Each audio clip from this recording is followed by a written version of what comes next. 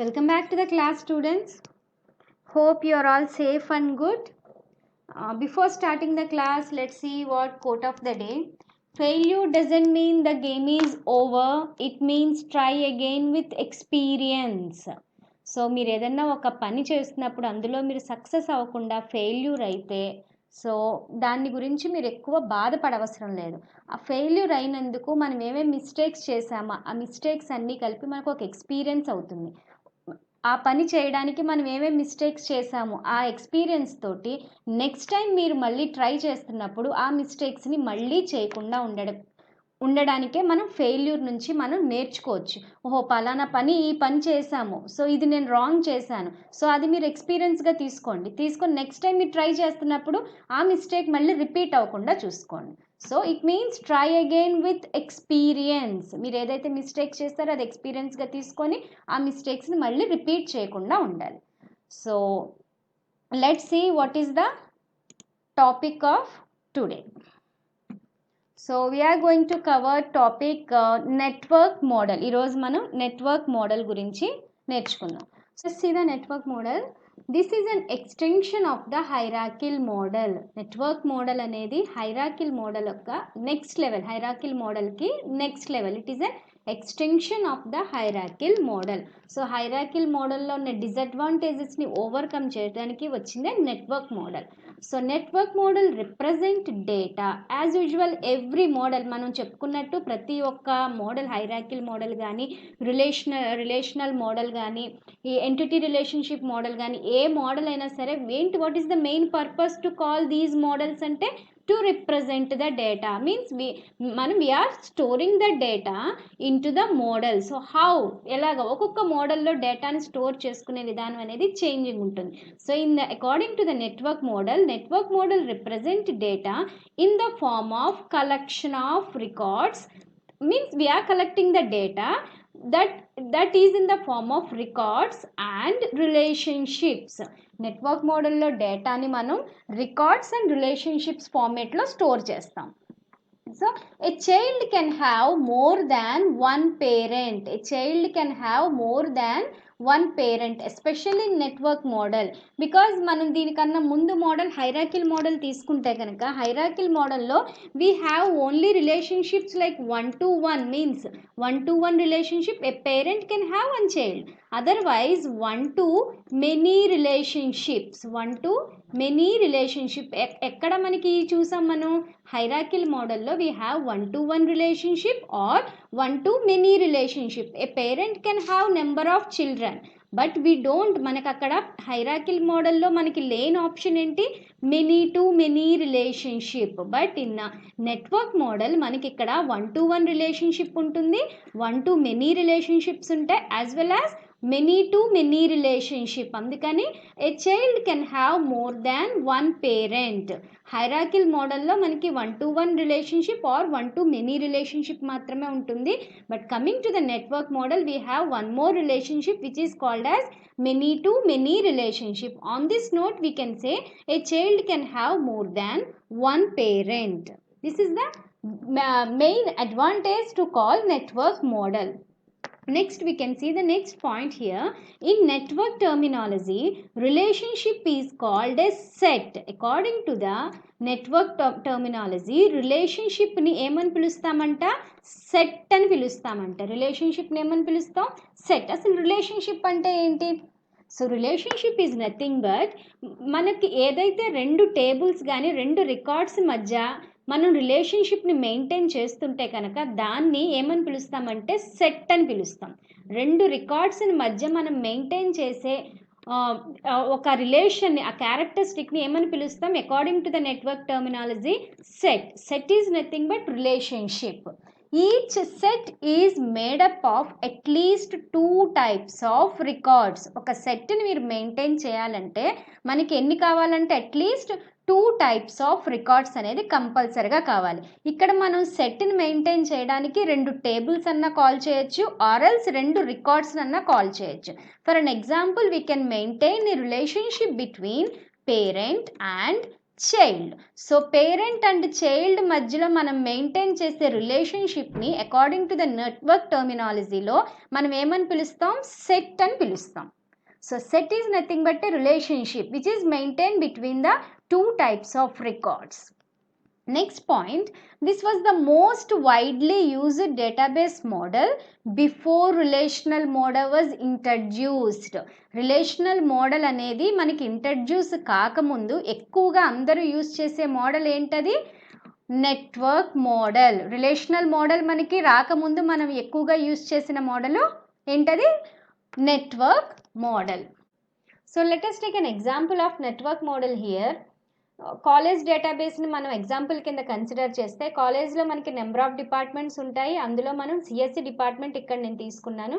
As well as కాలేజ్లో మనకి library కూడా ఇప్పుడు అవైలబిలిటీగా ఉంటుంది. సో ఇక్కడ సిఎస్సి డిపార్ట్మెంట్ లైబ్రరీ అనేది ఎవరి దగ్గర నుంచి మనం డిరైవ్ చేసుకున్నాం? కాలేజ్ దగ్గర నుంచి. సో కాలేజ్ అనేది ఏమవుతుంది? ఇక్కడ parent of 2 children which are CSC department and library. So CSC department ఇక్కడ చైల్డ్ అవుతుంది, లైబ్రరీ వచ్చి చైల్డ్ అవుతుంది. ఎందుకని? ఈ రెండు కూడా మనం కాలేజ్ అనే పేరెంట్ నుంచి మనం డిరైవ్ చేసుకున్నాం. సో నెట్వర్క్ మోడల్లో మనకి 1-to-1 రిలేషన్షిప్స్ ఉంటాయి అండ్ 1-to-many రిలేషన్షిప్స్ ఉంటాయి. నెక్స్ట్ ఇంకొకటి ఇంపార్టెంట్ రిలేషన్షిప్ ఓన్లీ మనకి నెట్వర్క్ మోడల్లో ఉండేది, హైరార్కిల్ మోడల్లో లేనిది many-to-many రిలేషన్షిప్ హియర్.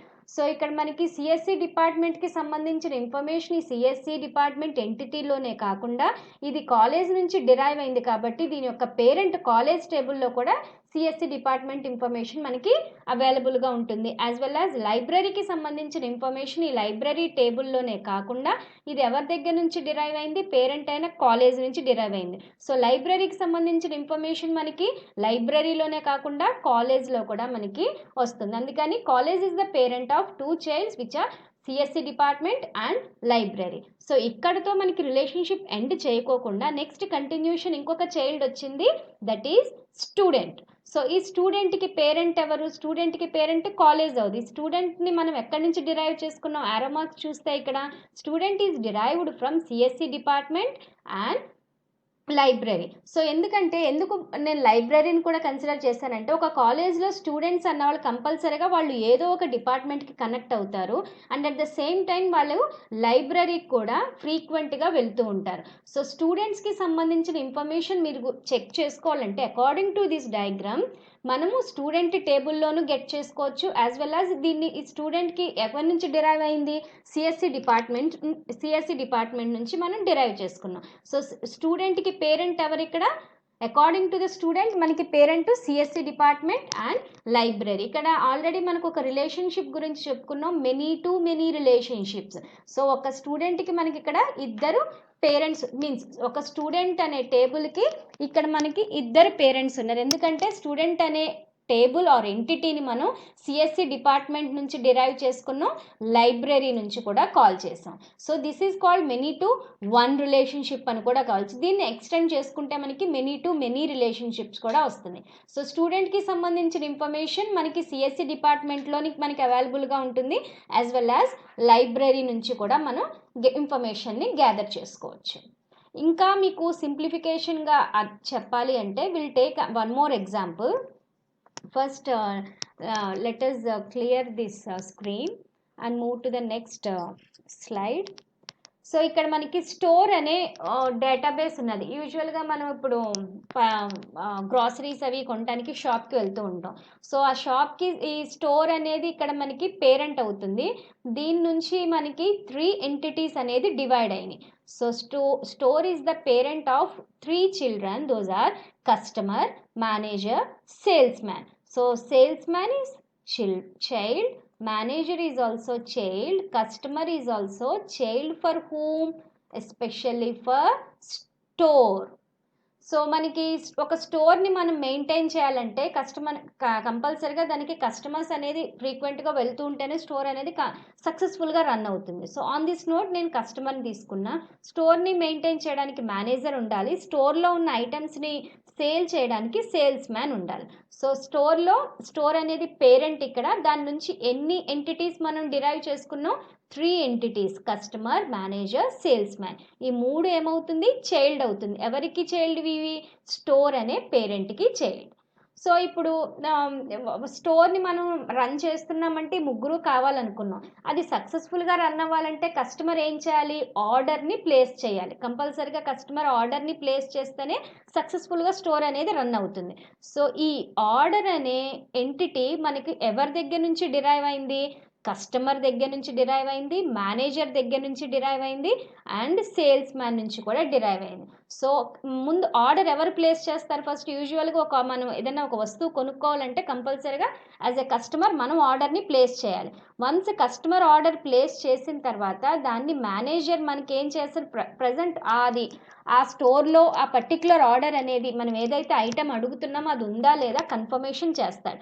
చేసిన తర్వాత సేల్స్ మ్యాన్ మనకి అది చూపిస్తాడు, అది ఉందా లేదా, ఇది ఎంత అమౌంట్, ఇది ఇంత కాస్ట్ పడుతుంది, దానికి సంబంధించిన డీటెయిల్స్ అన్నీ కూడా సేల్స్ మ్యాన్ చెప్తాడు. అందుకని ఈ ఆర్డర్ అనే ఎంటిటీ మనకి ఈ 3 ఎంటిటీస్ నుంచి డిరైవ్ అయింది. సో ఈ ఆర్డర్ అనేది ఇప్పుడు ఏమవుతుంది? చైల్డ్ అవుతుంది. ఈ చైల్డ్కి పేరెంట్ ఎవరు? కస్టమర్ వచ్చి పేరెంట్ అవుతాడు, యాజ్ వెల్ యాజ్ మేనేజర్ కూడా పేరెంట్ అవుతుంది, అండ్ సేల్స్ మ్యాన్ కూడా పేరెంట్ అవుతుంది. ఎందుకంటే ఈ ఒక్క ఆర్డర్ని బేస్ చేసుకొని ఈ ఒక్క ఆర్డర్ని మనం సక్సెస్ఫుల్గా రన్ చేయాలంటే ముగ్గురికి సంబంధించిన మనకి ఇన్ఫర్మేషన్ మనకి తెలిసి ఉండాలి.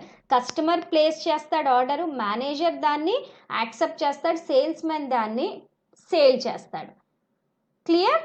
సో అందుకని ముగ్గురు పేరెంట్స్ ఇక్కడ ఉన్నారు, దానికి ఆర్డర్ అనేది చైల్డ్ అవుతుంది. యాజ్ వెల్ యాజ్ మనకి ఇక్కడ సేల్స్ మ్యాన్కి ఇంకొక ఎంటిటీతో కూడా రిలేషన్షిప్ ఉంటుంది. సేల్స్ మ్యాన్ అనేది తను నెంబర్ ఆఫ్ ఐటమ్స్ని వచ్చే కస్టమర్స్కి చూపిస్తూ ఉండాలి. సో సేల్స్ మ్యాన్కి ఐటమ్ అనే ఇంకొక ఎంటిటీతో కూడా రిలేషన్షిప్ మెయింటైన్ చేస్తారు. This is called many to many relationship. Here సేల్స్ మ్యాన్కి 2 ఎంటిటీస్ తోటి రిలేషన్షిప్ మెయింటైన్ చేస్తున్నాడు. ఈ సేల్స్ మ్యాన్ ఇక్కడ parent of 2 children, those are order and items. Clear? And order కూడా సమ్ టైమ్స్ ఐటమ్స్ను కూడా రిలేషన్షిప్ మెయింటైన్ చేస్తుంది. ఆర్డర్ అనేది it's depending upon the number of items available on the store. అంతేనా? Order sometimes ఏం చేస్తుంది? Sometimes relationship ఐటమ్స్తో కూడా relationship maintain చేస్తుంది. సేల్స్ మ్యాన్ చూపించే ఐటమ్స్ కాకుండా మనం సొంతగా వెళ్ళి కూడా షాప్ మొత్తము మనం చూసుకొని ఐటమ్స్ మనం సెలెక్ట్ చేసుకుంటాం కదా, అలాంటి టైంలో ఆర్డర్ అనేది ఐటమ్స్తో కూడా రిలేషన్షిప్ మెయింటైన్ చేస్తుంది. ఇక్కడ మీకు క్లియర్గా చూస్తే sales man is the parent of 2 children, those are order and items. This is called as a many to many relationship. Here let us see the advantages of network model here. So it is the fast data access with a network మోడల్లో మనకి accessing అనేది చాలా ఫాస్ట్గా జరుగుతుంది. ఎందుకంటే మనకి ఇక్కడ number of relationships అవైలబుల్గా ఉన్నాయి. 1 to 1, 1 to many, many to many. So దీనివల్ల మనకి యాక్సెసింగ్ అనేది డేటా యాక్సెసింగ్ అనేది ఫాస్ట్గా అవుతుంది. Now coming to the next point, the network model allows creating more complex and more strong queries as compared to the database with a hierarchical database model. Compare to the hierarchical database మోడల్తో compare చేస్తే కనుక network మోడల్లో మనం చాలా కొంచెం complicated క్వరీస్ని మనం create చేయడానికి availability ఉంటుంది. ఎందుకంటే మనకి ఇక్కడ మెనీ టు మెనీ రిలేషన్షిప్స్ ఉన్నాయి కాబట్టి మనం కొంచెం కాంప్లికేటెడ్ క్వరీస్ని మనం క్రియేట్ చేయొచ్చు compare to the hierarchical database model. A user can execute a variety of database queries when selecting the network model. So database model lo network model మనం select చేసుకుంటే user can execute a variety of database queries, means update కానీ, selecting కానీ, deletion కానీ, alter చేయడానికి కానీ variety of database క్వరీస్ని వాళ్ళు select చేసి execute చేయడానికి ఛాన్సెస్ అనేవి ఎక్కువ ఉన్నాయి నెట్వర్క్ మోడల్లో కంపేర్ చేస్తే హైరార్కికల్ డేటా మోడల్తో కంపేర్ చేస్తే. Now coming to the disadvantages. The network model is very complex database model, so the user must be very familiar with the overall structure of the database. Network model is very complex database model. ఎందుకంటే మనకి ఇక్కడ number of relationships మనం maintain చేస్తున్నాం. Many to many relationships ఉండడం వల్ల మనకి ఏమవుతుందంటే ఆ స్ట్రక్చర్ అనేది కొంచెం కన్ఫ్యూజన్గా ఉంటుంది. సో దాని గురించి దీనిలో మనం వర్క్ చేయాలి అంటే ఓవరాల్గా స్ట్రక్చర్ గురించి మనకి క్లియర్ ఐడియా ఉండాలి. దాని మీద ఎక్కువగా మనకి నాలెడ్జ్ అనేది ఉంటే కనుక నెట్వర్క్ డేటా మోడల్లో వర్క్ చేయడం ఈజీ అవుతుంది. సో నాలెడ్జ్ అనేది సరిగ్గా లేకపోతే ఇది కొంచెం కష్టం అవుతుంది. Coming to the next point, updating inside this database is quite difficult and boring task. So we need the help of the application programs that is being used to navigate the data. Updating inside this database is quite difficult as well as boring also. ఎందుకు ఈ మాట చెప్తున్నారంటే for example మీకు ఇక్కడ previous మనం slides చూస్తే కనుక ఇక్కడ చూస్తే మీకు స్టోర్ అనే డేటాబేస్కి పేరెంట్కి ఇక్కడ హౌ మెనీ చిల్డ్రన్స్ ఉన్నారు, 3 చైల్డ్స్ ఉన్నాయి. మీన్స్ స్టోర్ అనే పేరెంట్కి 3 చైల్డ్స్ ఉన్నాయి.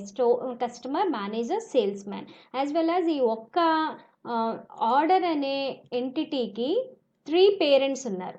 సో ఇప్పుడు నేను ఇక్కడ నేను ఏదైనా చేంజ్ చేస్తున్నాను, ఆర్డర్ నేను క్యాన్సిల్ చేస్తున్నాను.